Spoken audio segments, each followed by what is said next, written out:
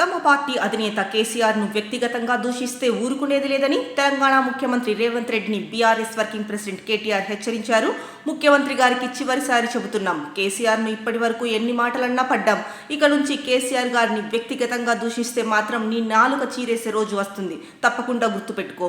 ముమ్మాటికి మళ్ళీ బీఆర్ఎస్ అధికారంలోకి వస్తుంది. నీ దిక్కుమాలిన పరిపాలన వల్ల అతలాకుతలమైన రాష్ట్రాన్ని గాడిన పెట్టే నాయకుడు కేసీఆర్ మాత్రమే అని కేటీఆర్ అన్నారు. రేవంత్ రెడ్డికి చేత కాకుంటే అడ్డమైన హామీలు ఇచ్చినందుకు క్షమాపణ చెప్పి తప్పుకోవాలని డిమాండ్ చేశారు. గతంలో కేసీఆర్ ఢిల్లీ పార్టీలను నమ్మవద్దని ప్రజలకు పదే పదే చెప్పారని గుర్తు చేశారు. ఎన్నికల సమయంలో కేసీఆర్ చేసిన ఈ హెచ్చరికలు నేడు అక్షర సత్యాలుగా నిలుస్తున్నాయని అన్నారు. రాష్ట్ర పరిపాలనా బాధ్యతలు నిర్వర్తించడం చేత కాక ముఖ్యమంత్రి రేవంత్ రెడ్డి బాధ్యతల నుంచి తప్పుకునేలా వ్యవహరిస్తున్నారని, ఆయన కాడి కింద పడేశారని కేటీఆర్ తీవ్రంగా విమర్శించారు.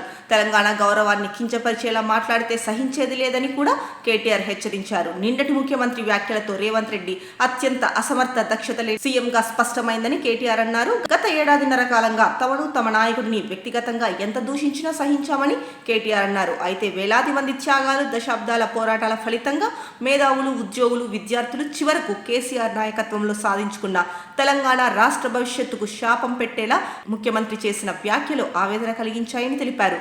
ఈ వ్యాఖ్యలపై ఖచ్చితంగా స్పందించాలని కేసీఆర్ ఆదేశించినట్లు చెప్పారు.